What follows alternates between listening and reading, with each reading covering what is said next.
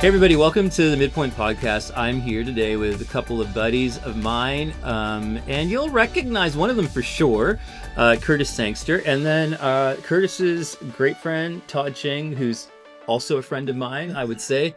Brilliant spiritual brother. And these guys are in business together, not only friends, but in business together, which is highly entertaining for me, and I hope it'll be entertaining for you today. But what we want to talk about is generosity. We've been talking a little bit here at Faith about how it's better to give than receive. And in discussion with them and listening actually to Todd speak at a leadership breakfast recently, we thought it would just be great to sit down because I think that there are some things that we all can learn. I certainly learned a lot from them. I don't tell them that too often, but I do. And I hope you will today as well. So guys, thanks so much for hanging out. Good to be here. Good. Yeah. So jumping right in, just so people kind of get a bit of context, like talk to me about business, like, so, you know, what you do and then what you did when you guys kind of actually met. Like, how did you first connect, basically, is what I'm asking. Yeah. So we've been doing business together for probably over 20 years. Together apart. Curtis was in Mitten Sidon doing sales and then vintage molding, and I was building houses, started in 99, and we've been, and then he went on his own building houses type of deal. So. That's when I met you, was like when you were in the iteration of windows and doors was the main thing at that time. Yeah, I mean, my own business. Yeah, that's when we kind of connected. Right. Yeah. That was pretty early on. I think we connected when you were like making some weird thing for the garage in this old house that we were trying to renovate. Oh yeah, yeah. You remember that? And Todd was like the best in that part of like, let's turn this thing just into what you can. Oh yeah, we'll get it done. Yeah, and that was. Yeah, and so I come in and Curtis is like on his like... That was a 4-dimensional piece of wood. Yeah, I bet you it's still there. I bet you if we went there, we'd find it.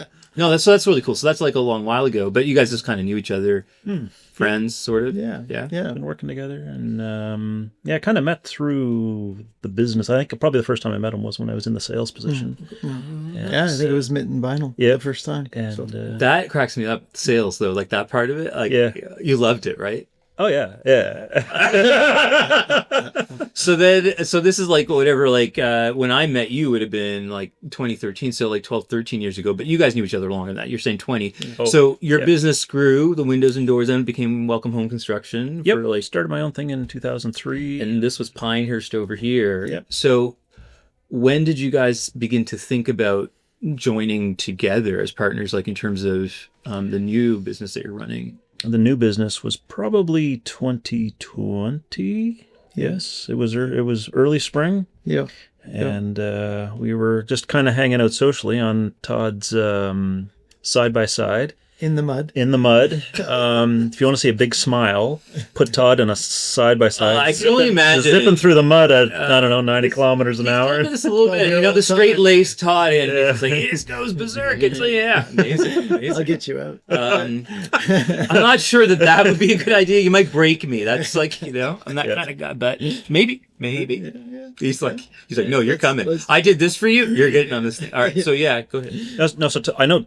This is more of Todd's. Todd brought that together because he had attended a generous giving seminar with Jonathan Lewis, wasn't it? Yeah. And it was percolating with he and Jan. This is really interesting then, because what that says to me is like the reason to come together started in generosity. Mm-hmm. Yeah. Oh, absolutely. The core of it.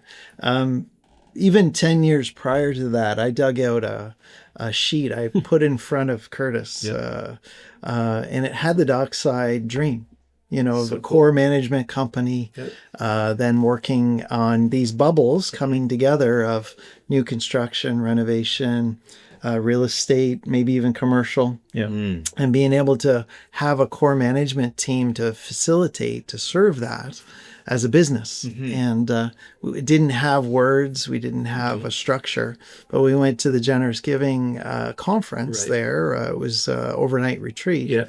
it really gave the structure of the Bernhardt Group out of the States. Gotcha. Which is a over $600 million company. Right. That's what they did as brothers. They capped their income as partners, as brothers, and then agreed to give 50% to growth of net profits, 50% to give away. Right. And God just continued to grow and grow the business, which I think it's now like $800 million company. And they give over $21 million away a year. So for you, Todd, then, so then is it kind of like, so 10 years before that, you're like, it's on paper. So is that sort of where, in that, time frame, plus or minus a few months, whenever that paper was written on, like, is that where this kind of started then for you? Like, well, it's like anything. You have a dream, but then life comes and the struggles of life come. And you get to the point where you sort of get to the end of your own rope. Right. Trying it on your own, trying to make things happen, trying to do things. And then something else happens. Right. Which is jarring, but we were going to a conference on generosity and all of a sudden, oh, that's the key. This is what I've been missing, that I wrote down even a comment. We had a dream of like the Caterpillar dealership years ago, that they lived on 10% of their income and gave 90% away.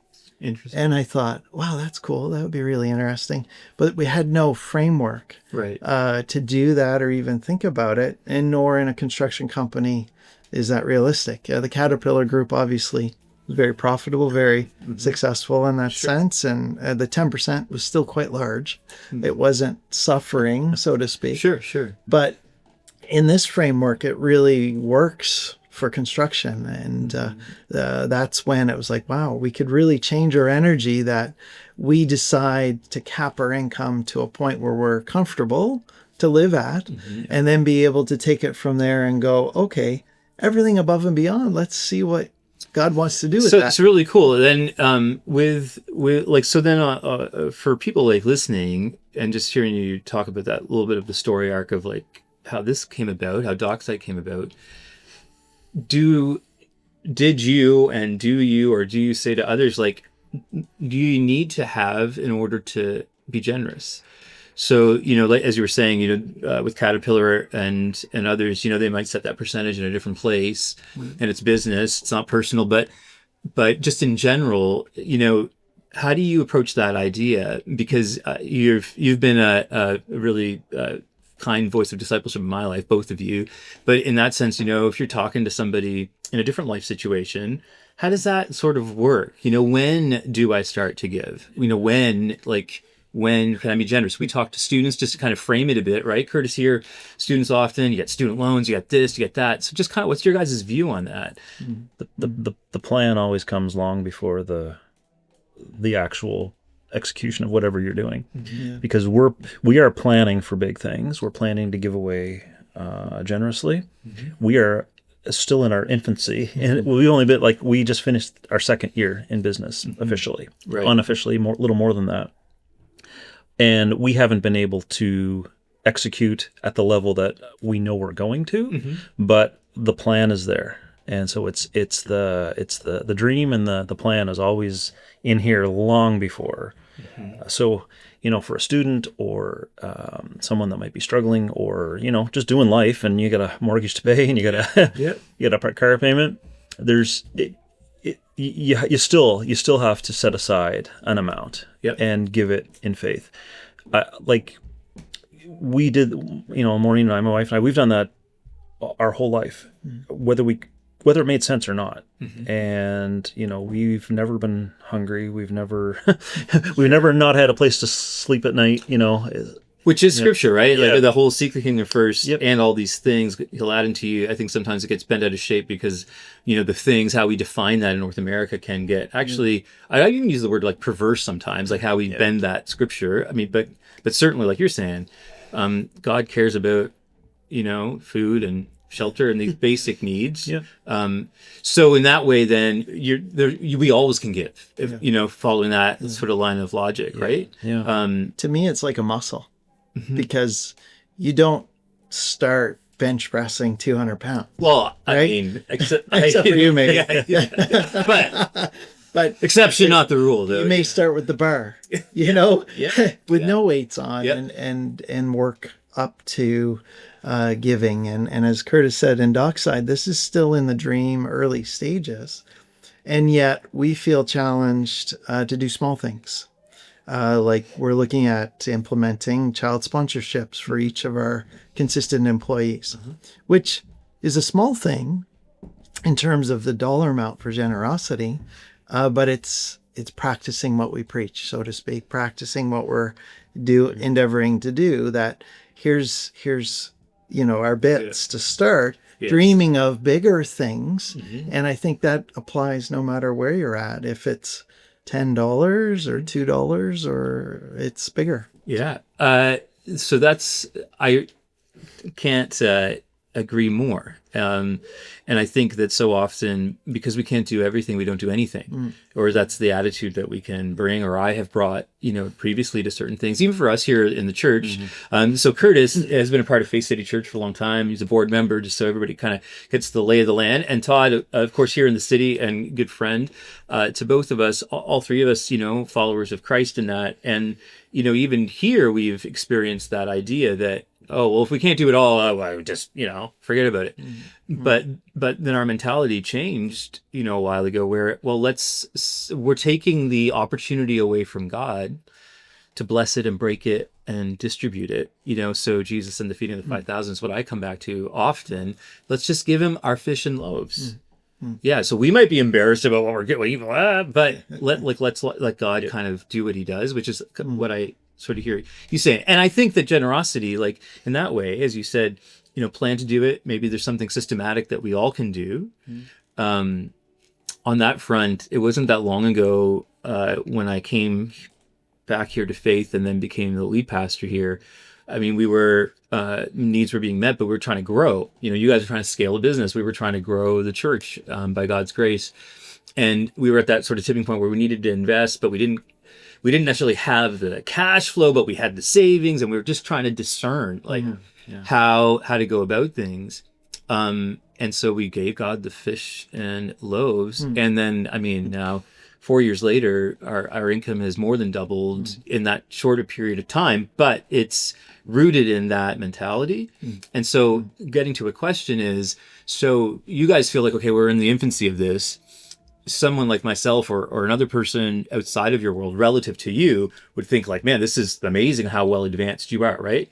So in that way, though, because you sense like you're 20 years into business or a relationship, think about back then, though. So relative to where you were and where you are now, has it been like the same repeated exercise, in terms of exercising the muscle, that's kind of brought you along to here? Or are there some other factors along the way that you might like say, oh, well, that moment there, kind of like the conference, that was really important. Like talk a little bit about that, just that journey, of generosity along the way. Did it change, or was it the reps, getting more reps in? The core of it for me has been the same. Yep.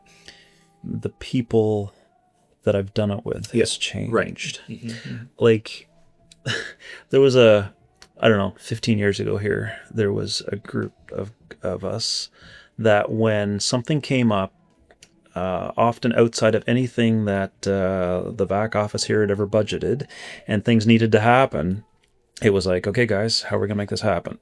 And I know that we probably induced eye twitch on someone on a spreadsheet keeper somewhere, but stuff happened, right? And that's always been. There's always a way, right? And always people like to give, people like of their time, of their money. And why is that? Why is that? Why do people like to give? Why do you think? Because most people do realize, whether it's in a Christian environment or not, that it's actually bigger than them. Right. I think that's deeply ingrained in us, whether it's a spiritual principle or not. It is. Most people get that. Yeah. That it's bigger than them. So people do want an opportunity to give. You give them a conduit to give into something, and they often will. I've used things that have gone on through this church and tapped into things outside, resources outside the church. Yeah. And people have been, oh yeah, that's great. Let's, I'll donate. Absolutely. Yeah. A truckload of shingles to that. Sure. Yeah. You know what I mean? Those are real examples and I know Todd has examples like that too. Right. Right. Yeah. Because people have that heart to give, and it's not always just because of the tax receipt. But if you want one by December 31st. So characters have changed, but the principle, remains the same. That's what you're sort of... Yeah. Yeah. Go ahead. And you're aligned with that kind of idea, Todd, or is there... But also, as you go through life, it is like a muscle. And I don't know, when we talk about this, I think about, I grew up in a Baptist church in PEI, and they were trying to build a new cabin in a camp that we supported on the island. And they were selling bricks for $20. And I don't know, I had a summer job and I had a $20 bill in my pocket. And I'm like, well, I could buy a brick. And so you just went up and bought a brick, and that went towards a cabin to be built for a camp. And that was a very memorable moment of, oh, the little bit could be a little help. And just as you go through life and you go, okay, what is my little bit I'm supposed to give to versus what is it actually going to benefit someone? Like getting my mind away from, is it enough versus what am I supposed to be giving? That's really interesting, because on the, maybe kind of on the flip side, which I know you guys can relate to, is being, partners and owners and leading a business. The church isn't that, but it is still a group of people that, we come together, common purpose, and we're trying to achieve that. Finances have to be a part of it. And I remember 3 years ago-ish, we never know who's giving what here. That's all confidential.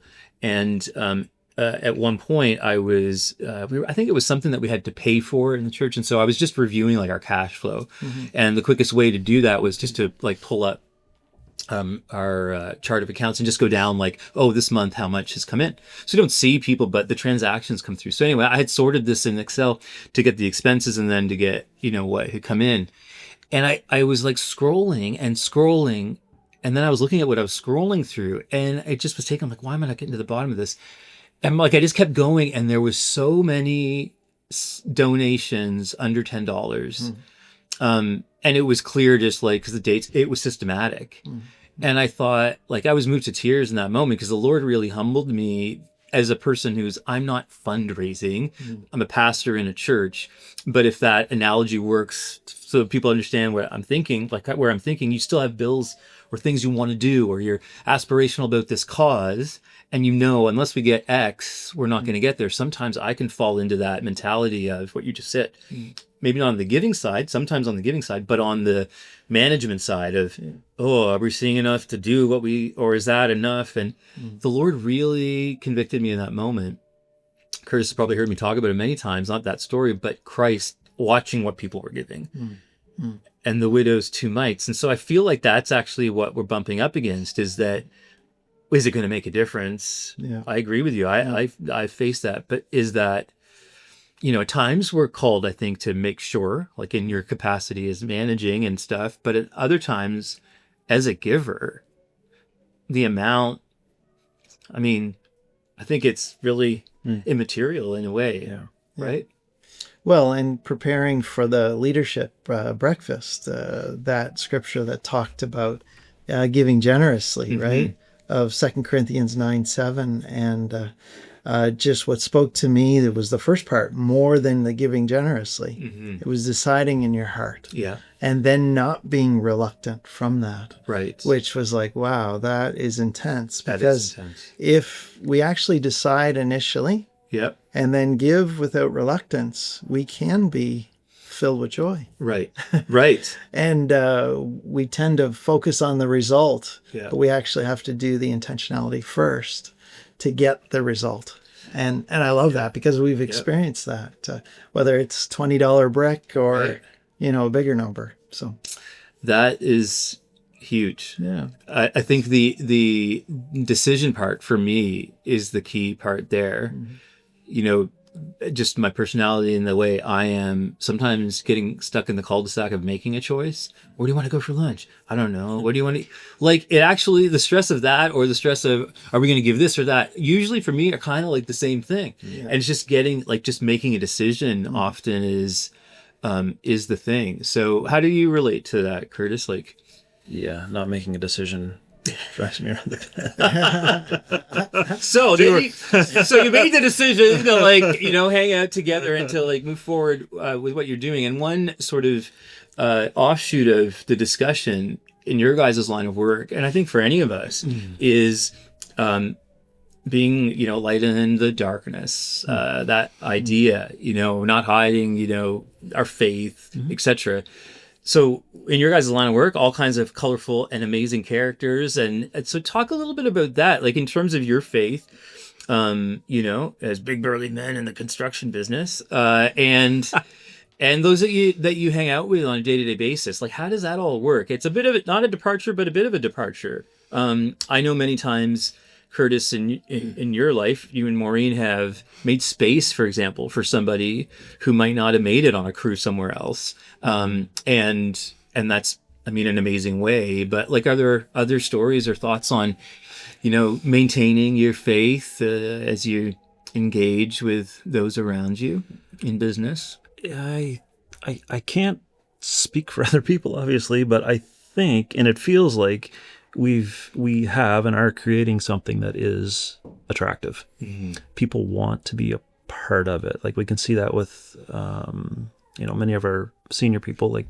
our management team. Mm-hmm. And even with subcontractors that we deal with. Mm-hmm. I know you were telling me this morning, Todd, you were praying with our excavation contractor. Mm-hmm. And there's been many examples. I'll never think of an exact one, but that's great. I've done the same thing. It's just people people generally know where you stand in the construction industry by your language or lack of it.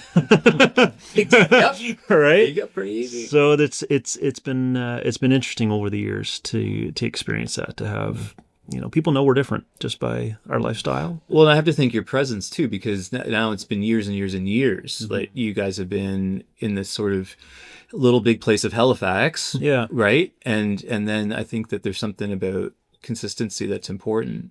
Do you feel like your faith, is it something that you have to protect and maintain in the, not just because of the field, like the line of work you're in, but just in general? Or is it, something that's more natural than that, second nature, or is it something else? Well, it's interesting thinking about the question, as Sandra kind of primed us with some questions there, but you don't give that away. Don't. Sorry, that's all right, man. Sandra's great. But just thinking about it, and it really, day in and day out, honestly, is grappling with that. We are broken people in a broken world. Right. And that's just, it stops there. Yeah. And that's why we need something bigger than us. Yeah. And so as we operate to aspire to, whether it's Christian values or the Dockside values, which we've tried to align with Christian values, right?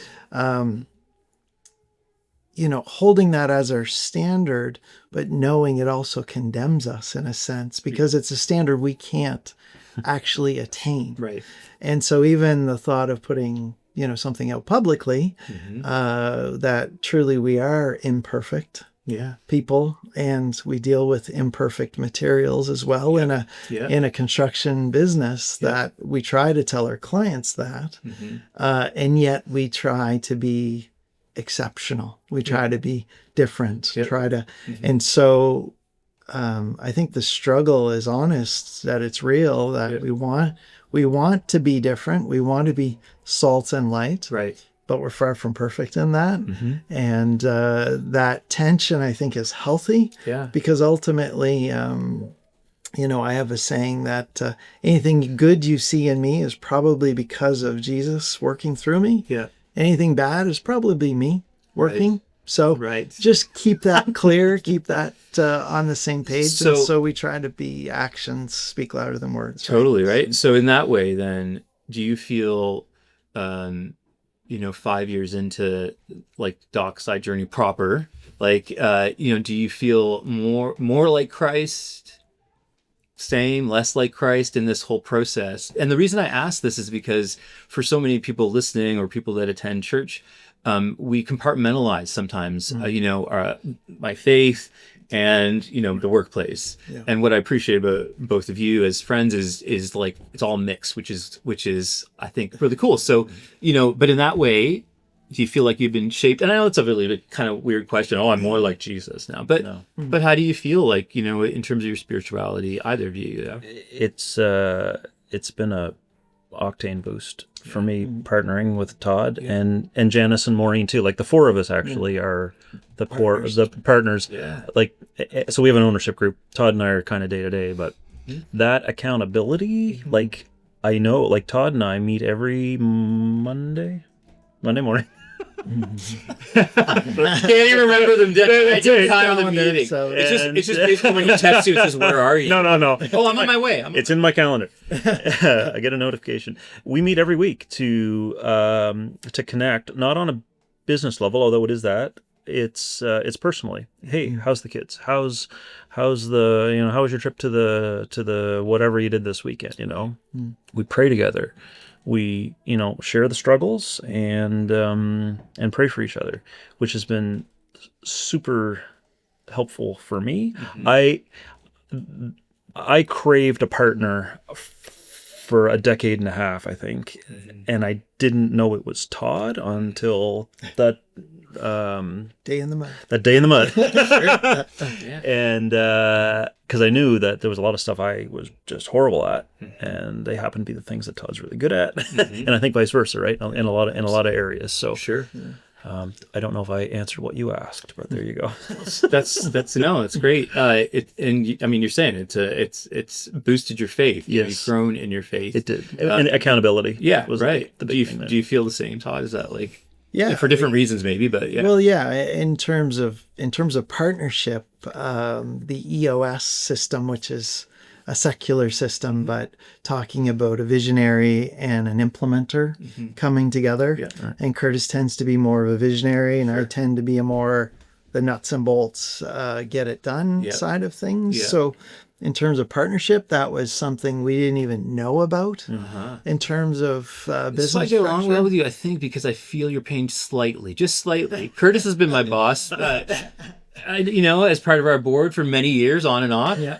But we can do that. Come on. What are we waiting for? Yeah, let's get it. Which is so amazing. Yeah. Because in my line, sometimes that's like the thing that you got to get moving. But but yeah, that's cool. But it's that catalyst. Of moving something that a guy like me is like, well, just wait now. We got to get more information. We got to be more strategic. Which drives me nuts sometimes, but it's the right thing. It goes back and forth, that's God working in the details, which is fulfilling the faith component. We didn't know what we didn't know until we got there, And I laugh because God knows me that, let's do this. We can set this up in a year.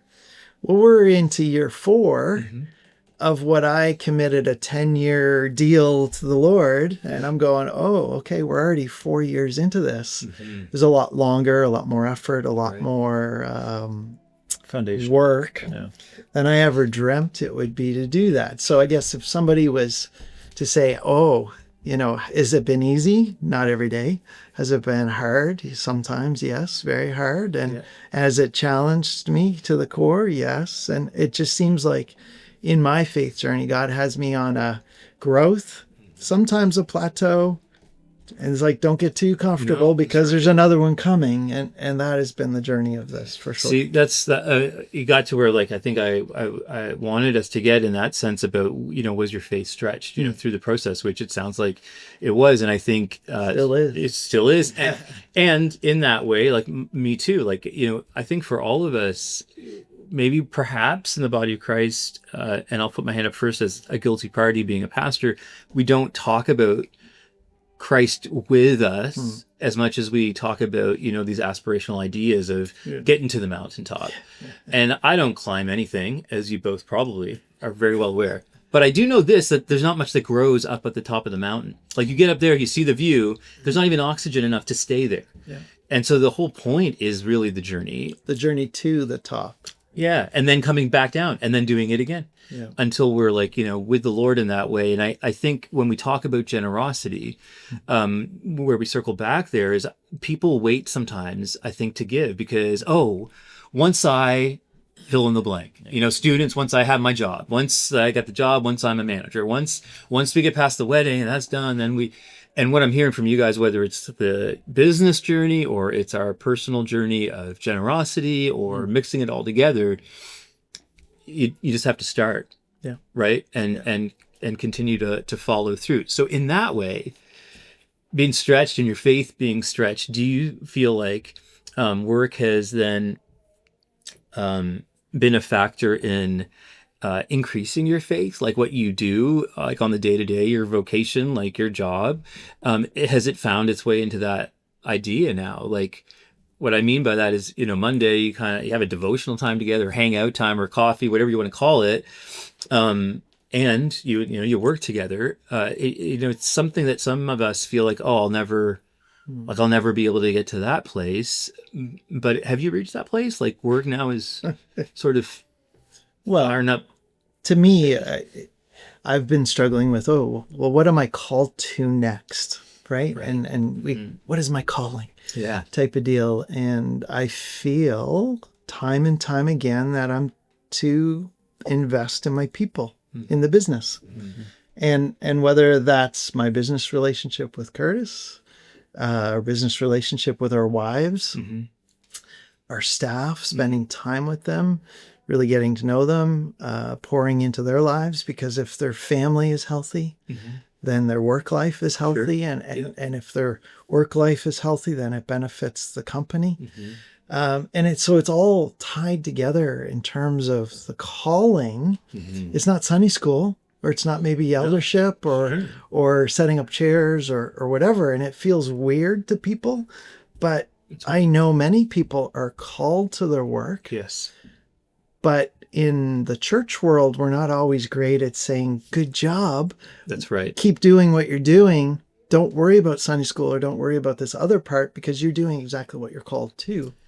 As a good Baptist Costal, see, you've been, led of the Spirit and of Sandra through the, but that's the interesting point, because I feel that so many people are protecting their faith, or we have this attitude of, in the world and not of the world, you can go and work there, but just, protect your faith. Yes. But when we have that mentality, I think we're missing, from a theological perspective, I think we're missing everything, a lot of what Jesus was modeling for us.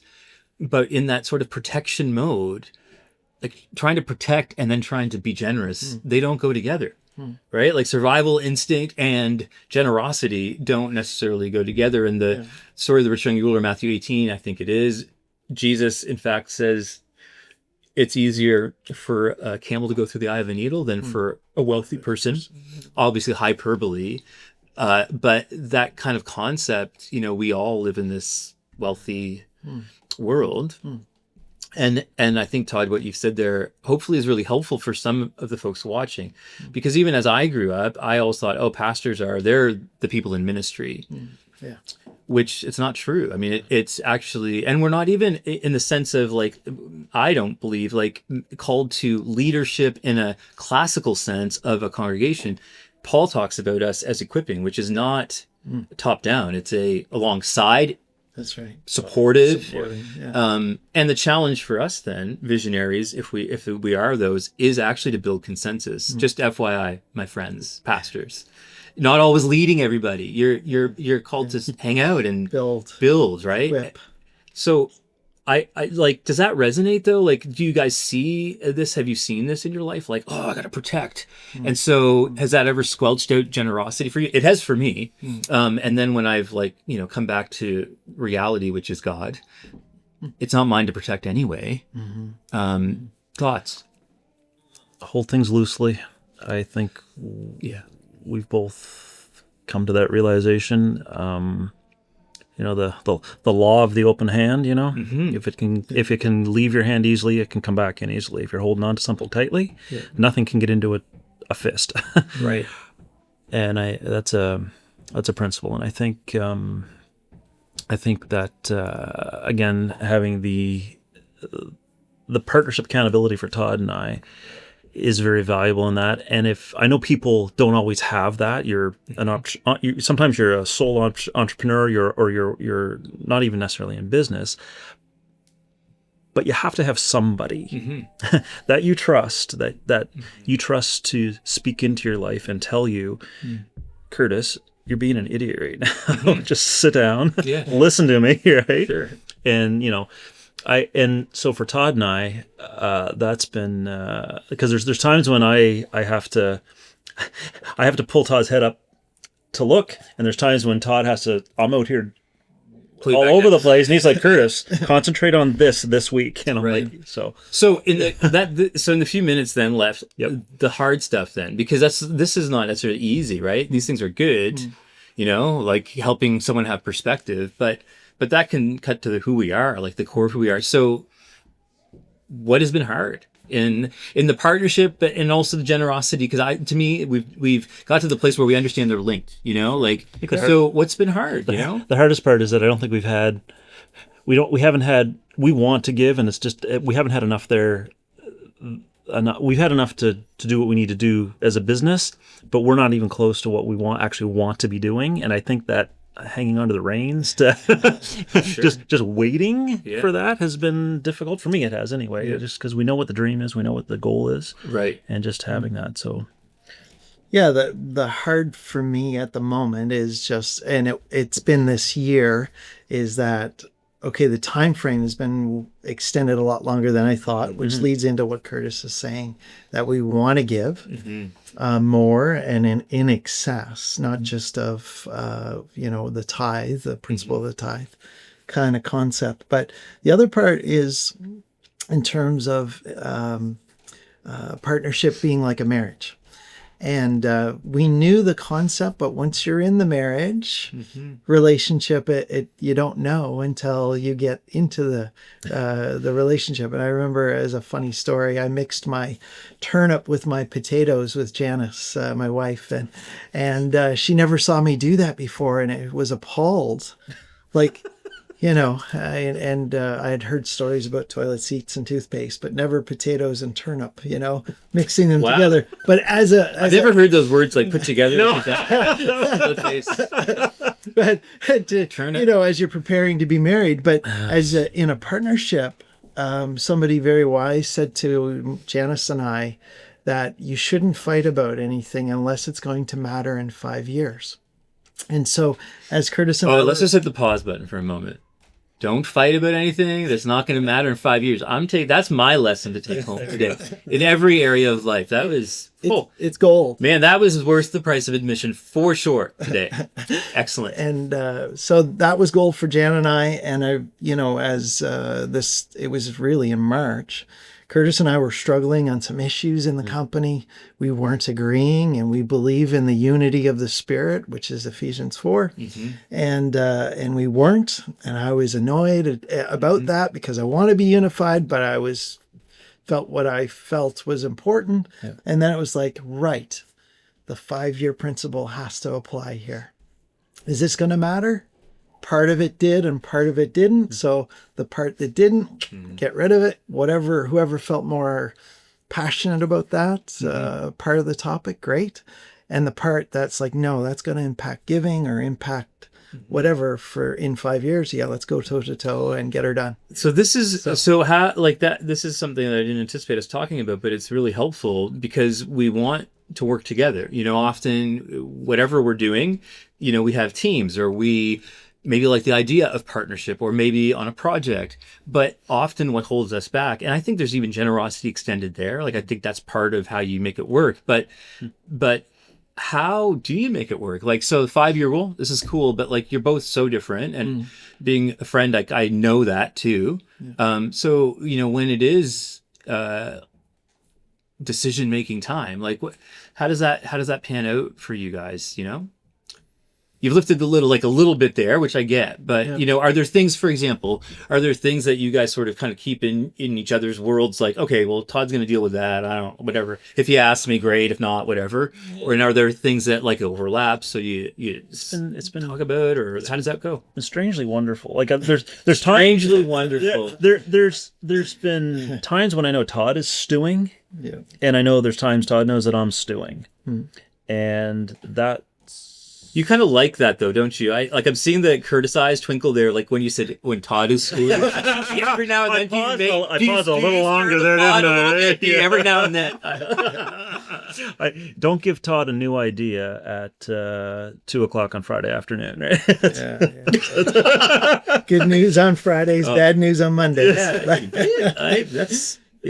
But no, it's taking those differences, and we're literally talking a lot about Ephesians 4, whether we realize it or not, in terms of training, equipping, unity of the Spirit. But it also talks about that where the body comes together, and there's the rubbing of sinew, which is actually irritation. Yes. Right? And so in our differences, we can irritate each other. Absolutely, sure. But if it's purposeful, if it actually has the Spirit of God in it, then in that irritation, good things can come out of it. I think it's interesting you say that too, because I think it's only in the irritation. Yeah. We know what the end game is, so when we're irritating each other, we know it's not about us. It's about the bigger picture, the bigger goal. Yeah, definitely. It doesn't actually happen that often. No, it doesn't. No. They're fighting right now, everybody.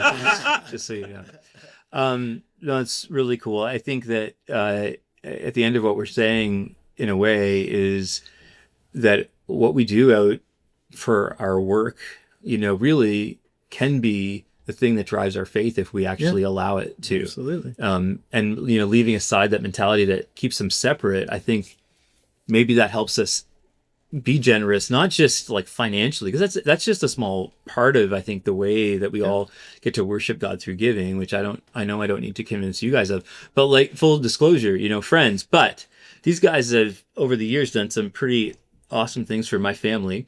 One awesome example, and you might have heard me preach about this mysterious builder who accepted a deposit of $100 on a tens of thousands of dollars of building project. Well, this is Todd and Curtis. I mean, there's an endless list of ways in which he has been generous to our family over and over and over and over again.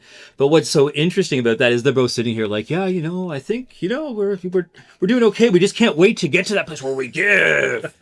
And they have done it over and over. And so what my point is that we got to start like wherever we are and just keep doing it.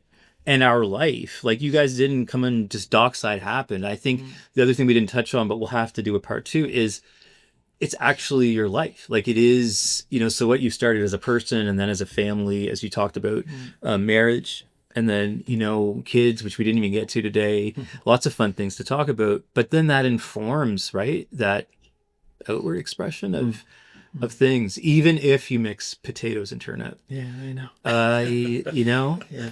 Learn something. We're over that though now. I'm just learning this news, so that's just weird. Gotta do that. Well, thank you guys so much for hanging out, and we'll have to have them back. If you've got any questions or concerns even about what we said or anything, we'd love to hear from you. So shoot us a message. You can reach us by email, office@faithhalifax.org, or on social media. We'd love to hear from you, and thank you guys. Check out Dockside. I don't know what the website is, but just Google it, Dockside Atlantic. Not Dockyard. Some people have called it Dockyard. It's not that. Dockside. All right, thank you guys. Bless you.